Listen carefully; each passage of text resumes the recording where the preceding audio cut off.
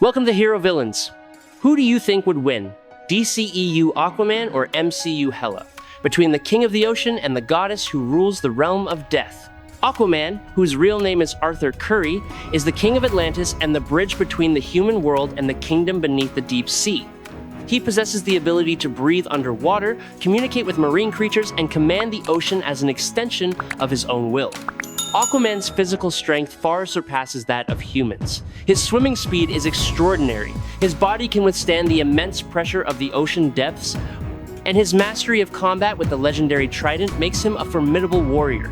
Hela, the goddess of death of Asgard, is the embodiment of cold destruction and dark power.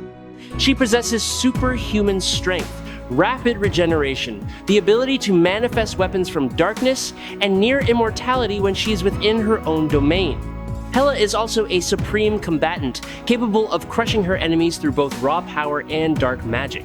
Before we dive deeper into the analysis, please press the subscribe button and remember to turn on notifications by clicking the bell icon. Thank you very much for your support.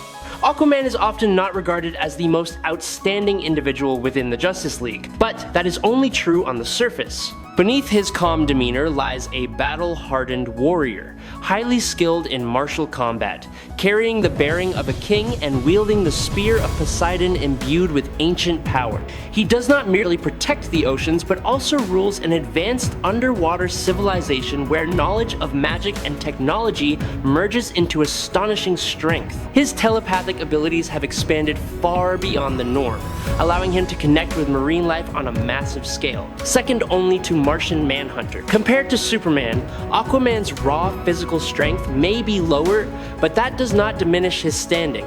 He still stands among the greatest heroes on Earth, alongside Superman, Wonder Woman, and John Johns. Being is considered the pinnacle of power in the DC universe. Most other superheroes only reach a small fraction of that level.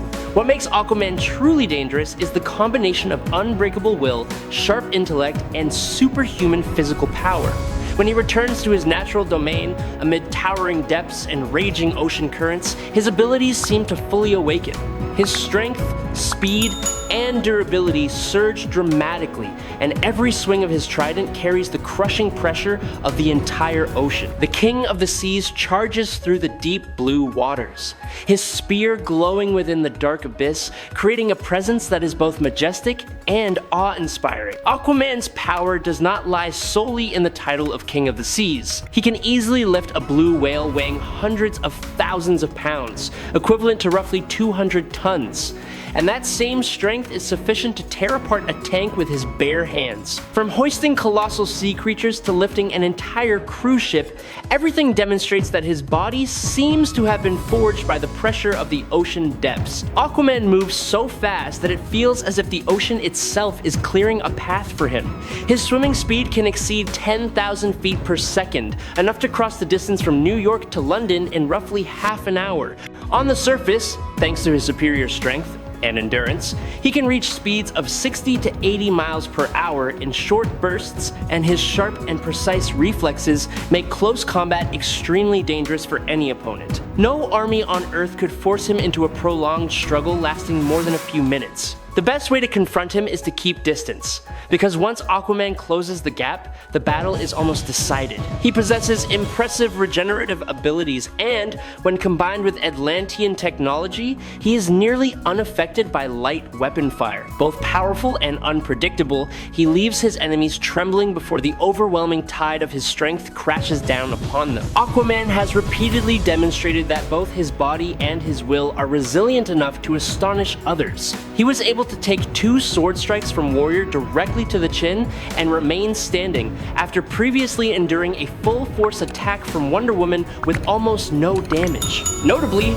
Warrior had previously fought Superman, Supergirl, Hal Jordan, and Lobo head-on.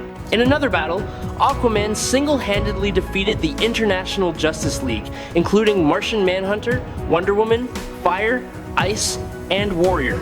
He does not always fight in the most honorable or elegant way, and he has often admitted that his true strengths lie in wisdom, environmental awareness, and psychological manipulation of his opponents.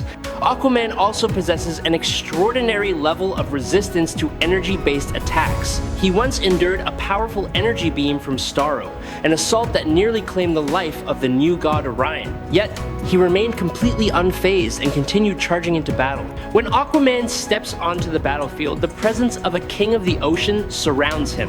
His gaze is cold and resolute, each step advancing like the relentless crash of waves, creating the sense of a power rising from the deepest parts of the sea, ready to confront any opponent who dares to challenge the authority of the ocean. Aquaman is not only the king of the seas, but also a challenger of ancient powers that few dare to confront. There was a time when he faced Poseidon directly, seized the god's trident, and used that very weapon to pierce his opponent before casting the fallen body to the frenzied sharks beneath the dark waters. Aquaman possesses a special ability that makes him even more unpredictable. His mind constantly receives streams of thoughts from those around him, allowing him to almost subconsciously read their intentions, predict their attacks, and counter with cold precision. The clear gem further grants him control over water on a massive scale.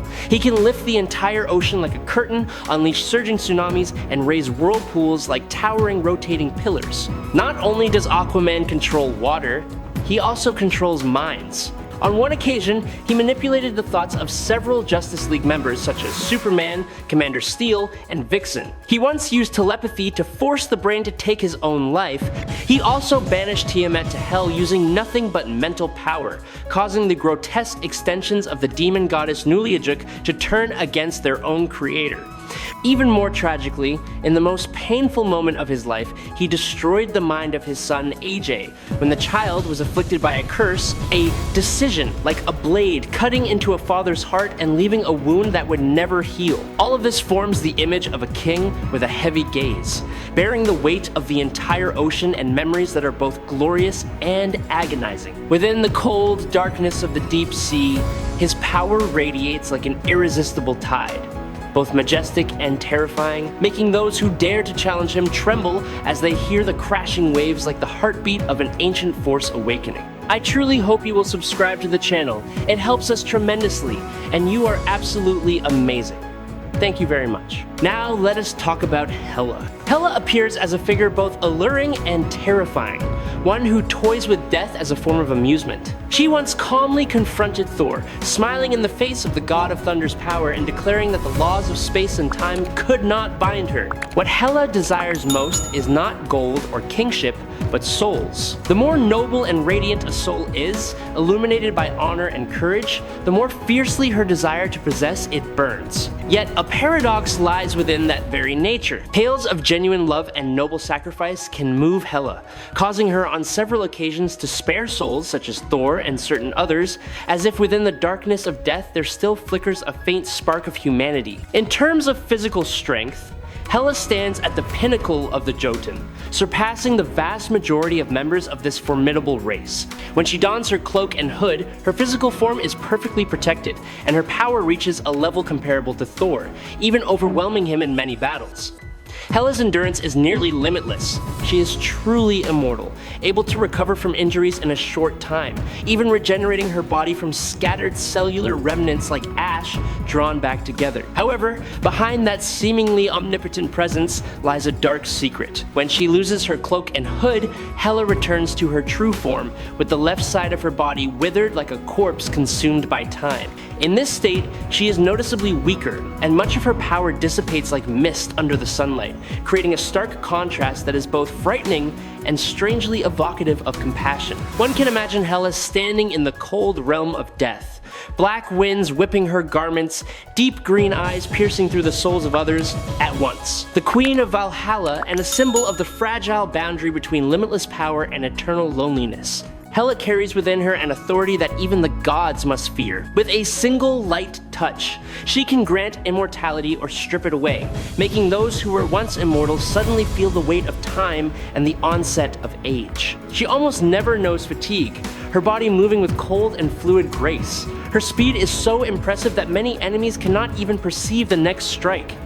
Yet Hela's true strength lies in magic. The arcane arts she commands may even surpass those of Odin. She can abandon her physical body, allowing her spirit to roam freely across realms and even cast spells while in spiritual form. The mystical energy Hela unleashes is capable of sweeping away an Olympian god, opening instant teleportation gateways, traveling through time, bending the flow of time to her will, manipulating matter, soaring through the dim skies, or becoming invisible to silently observe others. The list of her abilities is as long as the shadows of the realm of the dead, encompassing every fear and mystery. When she concentrates energy into the palm of her hand, Hela can unleash an attack saturated with arcane power, enough to wound Thor. In the stillness of the realm of death, her black hair flows, her gaze sharp as a blade cutting through the soul, allowing one to clearly sense a power that is both beautiful and cruel. She once used magic to distort his face, a technique she calls the Hand of Glory. Her ability to manipulate illusions is nearly on par with Karnilla and Loki. The core of Hela's power is absolute dominion over death. For Asgardians and beings of similar nature, the journey after the final breath fades is unlike that of humans. Their physical bodies remain behind, while their souls are touched by Hela through the authority of death and separated from the flesh. From that moment onward, they pass into a new state of existence within the realm of Hell, half alive and half dead, continuing to exist under the cold dominion of the Queen of Death. Yet Hela's death-touching power is not limited to releasing those who have completely fallen. She can end the lives of most Asgardians with a single touch, as if severing the fragile thread that binds body and soul. This becomes even more astonishing when one recalls that the Asgardian race possesses extraordinary regenerative abilities. Victor Von Doom once stated that even if the heart were removed from the chest, within minutes it could regrow and the wound would gradually close as if it had never existed. Even so, Hela can override all such mechanisms of rebirth, forcing death itself to obey her will. Hela's stride through the realm of Hell sends chills through all who witness it. The shadow of her black cloak sweeps across the frozen ground, while drifting souls like faint blue flames gaze upon her with eyes filled with both fear and reverence. In that space, death is no longer an ending, but becomes a kingdom, and Hela is its queen. Gentle like the night, yet ruthless like a blade. She is also a hidden storm threatening to shake every layer of the universe. She once declared that if she were to engage Mephisto in direct combat, the consequence would be an apocalypse on a universal scale, making Ragnarok seem like a minor squall within an endless sea of storms. A clash between those two entities would be powerful enough to spread outward and threaten even the Omniverse. As one of the lords of Hell, Hela wields power comparable to other death gods such as Hades, Asmodeus, Mephisto, or Satanish. That source of strength is as deep as a bottomless abyss, alluring yet carrying the scent of danger. Hela has existed since before most Asgardians came into being. Her age stretches like the history of dying stars, while ordinary Asgardians may live for up to 5,000 years. Compared to them, Hela is like an ancient darkness that has witnessed countless dynasties rise and fall. Even if Thor were to unleash his full true power, Odinson would still have little chance of standing against Hela, a detail that sends a chill down the spine. After being imprisoned for thousands of years and enduring immeasurable suffering, Hela was still able to effortlessly crush Mjolnir like shattered glass, a weapon once considered the inviolable symbol of the god of thunder. Hela was also the reason Odin was able to conquer the Nine Realms, the silent blade that carved a blood-soaked path for his empire. Tragically, she also became the indirect cause of Asgard's downfall. The image of Hela stands amid the burning ruins, her icy gaze fixed upon the distant void, where even the stars seem to tremble before power capable of erasing everything with a single touch of death. The night fell like a colossal cloak draped over the surface of the sea, and the layers of waves suddenly became heavy and bitterly cold. In the deepest depths, the whispers of drowned souls echoed like ominous calls from another world.